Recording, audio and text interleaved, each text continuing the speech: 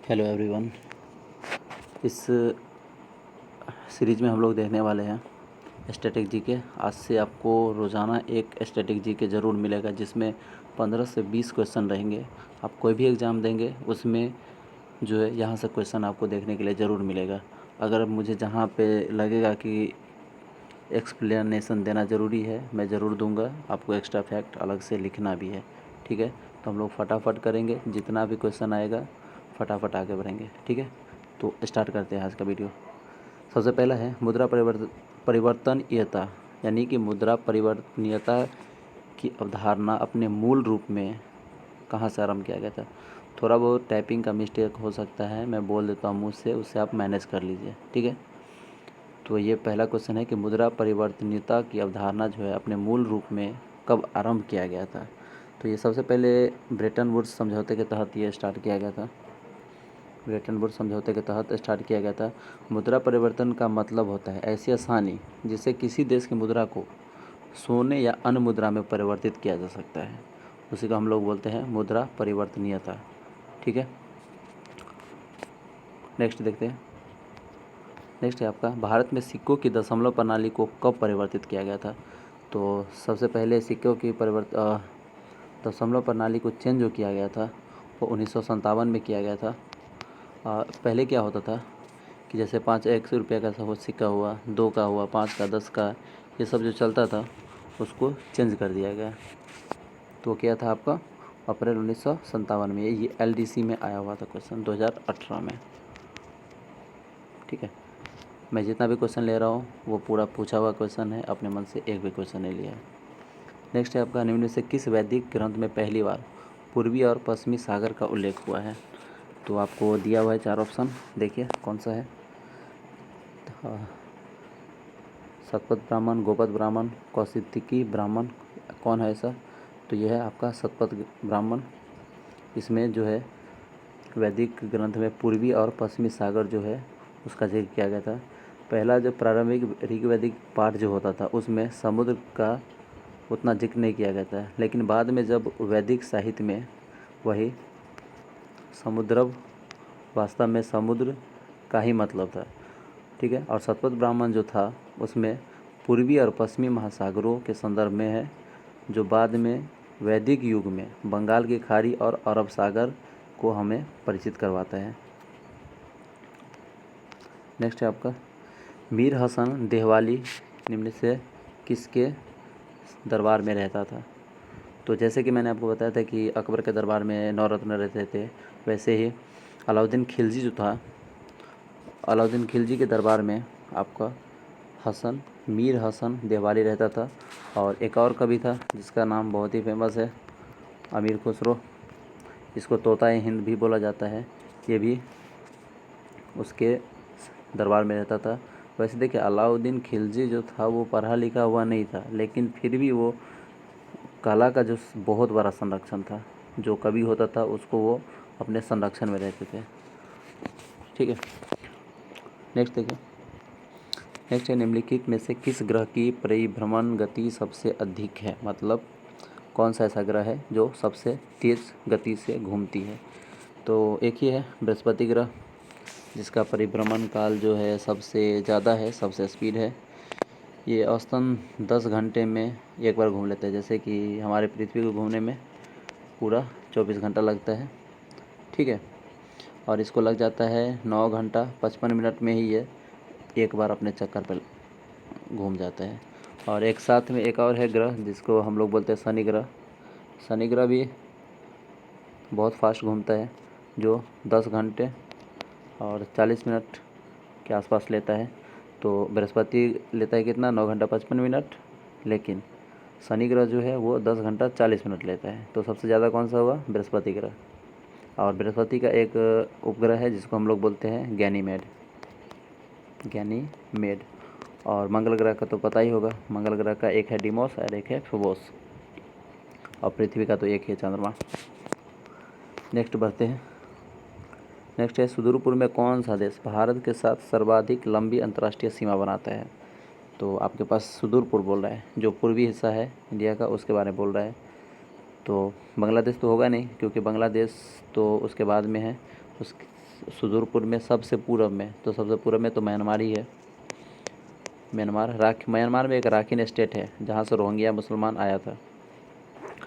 तो वैसे तो जो भारत है उसका स्थल सीमा जो है, टोटल स्थल सीमा वो 15,106.7 किलोमीटर है। ठीक है, लेकिन अगर आप द्वीप सबको मिला दें, जैसे पानी वाला इलाका जो भी है समुद्र वाला, अगर उसको मिला दें तो वो सिर्फ पानी जो है, द्वीप जो है वो वाला अगर मिला दे तो वो होता है 7,506.6 किलोमीटर के आसपास है। ठीक है, और म्यांमार का बात करें जो कि भारत के सुदूर पूर्व में है, तो वो है आपका 1643 किलोमीटर। अगर पूछे कि सबसे बड़ा अंतर्राष्ट्रीय सीमा हम लोग किस देश के साथ लगते हैं, तो वो है आपका बांग्लादेश। 4000 किलोमीटर के आसपास में है, जो सबसे लंबा सीमा बनाता है किसी देश के साथ। अगर तटीय रेखा की बात करें अगर इंडिया में, तो सबसे लंबा तट जो है वो है गुजरात का। उसके बाद आता है नंबर किसका, विशाखापट्टनम का। नेक्स्ट है संत कबीर जो थे वो किसके शिष्य थे। तो संत कबीर तो पता ही होगा कि रामानंद के शिष्य थे, और इन्हें एक जुलाहा था, उन्होंने पाला था। इसके जाति के बारे में तो अभी तक मतभेद है, लेकिन एक जुलाहा ने इसको पाला था। ठीक है, नेक्स्ट देखिए, बांग्लादेश को रोहिंग्या संकट के समाधान के लिए भारत सरकार द्वारा सहायता के लिए शुरू किए गए ऑपरेशन का नाम क्या था। तो आपको बताना है, 4 ऑप्शन है आपके पास। ऑपरेशन सक्षम, ऑपरेशन मानवता, ऑपरेशन खुशहाली या ऑपरेशन इंसानियत। तो विदेश मंत्रालय जो है, अभी कौन है विदेश मंत्रालय का, वो चीफ एस जयशंकर। ठीक है, तो विदेश मंत्रालय जो था वो सितंबर 2017 में एक ऑपरेशन चलाया था 2017 में, जिसका नाम था ऑपरेशन इंसानियत। ठीक है, इसमें क्या था एक्चुअली कि जो रोहिंग्या मुसलमान हैं, ठीक है, उसके लिए भारत सरकार ने चावल, चीनी, नमक, दाल और खाना से संबंधित जो भी चीज़ है वो उनको दिया था। बांग्लादेश तो पता ही है, शेख हसीना जो है वहाँ का प्रधानमंत्री है, और बांग्लादेश का जो मुद्रा है उसको बोलते हैं टका, ढाका नहीं टका, और ढाका जो है वहाँ का राजधानी है। नेक्स्ट देखिए, अच्छा म्यांमार जो है, म्यांमार का पुराना नाम बर्मा था। नेक्स्ट है 2017 के द्रोणाचार्य पुरस्कार से किसे सम्मानित किया गया था। द्रोणाचार्य पुरस्कार होता क्या है वो पहले जानिए। द्रोणाचार्य पुरस्कार में जो एक कोच होता है जो किसी प्लेयर को शिक्षित करता है, उसको दिया जाता है द्रोणाचार्य पुरस्कार। तो रोशन लाल जो था उसको 2017 में द्रोणाचार्य पुरस्कार मिला था।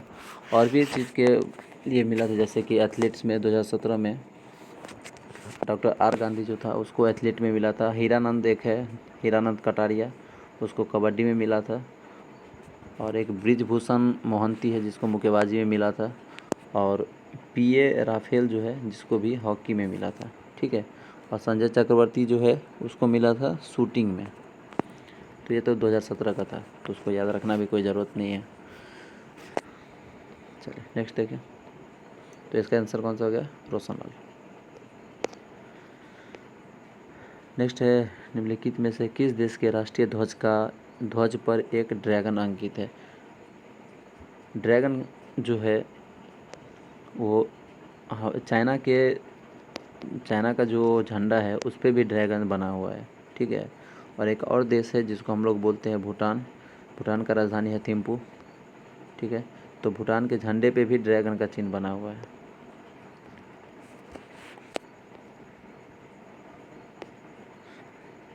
अच्छा, भूटान से एक चीज़ याद रखिए, भूटान एक ऐसा देश है जो 0 कार्बन नेगेटिव है। ठीक है, ये जितना यहाँ पे कार्बन डाइऑक्साइड उत्पन्न होता है उससे ज़्यादा ख़त्म हो जाता है।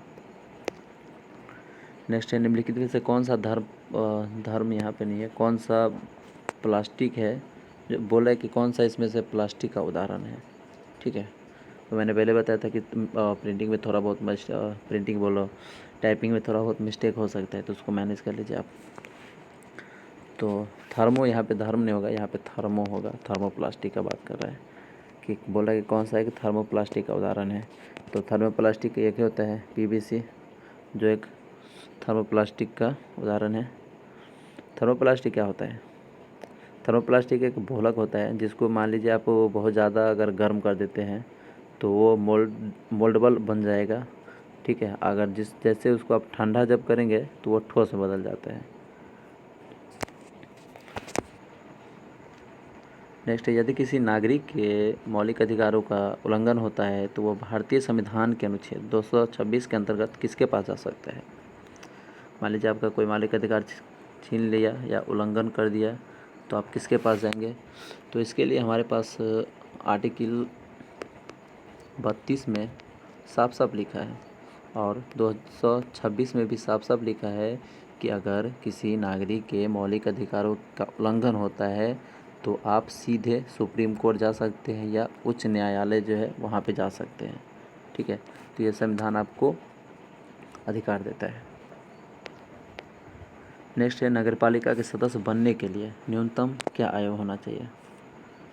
तो नगरपालिका बनने के लिए कम से कम हम लोग के पास होना चाहिए 21 वर्ष, ठीक है। देखिए, भारत के संविधान का एक अनुच्छेद है आर्टिकल 243, ठीक है, 43 का V1, ठीक है। ये बोलता है कि नगरपालिका का सदस्य बनने के लिए कम से कम आपका 21 वर्ष होना लाजमी है, ज़रूरी है, ठीक है। लेकिन अगर आप पंचायत में, अगर पंचायत सदस्य का चुनाव अगर आप लड़ना चाहते हैं, ठीक है, तो उसके लिए भी 21 वर्ष होना ज़रूरी है। ये कौन सा आर्टिकल कहता है? ये आर्टिकल कहता है आपका 243 नंबर आर्टिकल कहता है। और 243 का F1 जो है वो बोलता है कि पंचायत सदस्य बनने के लिए भी 21 वर्ष चाहिए आपको।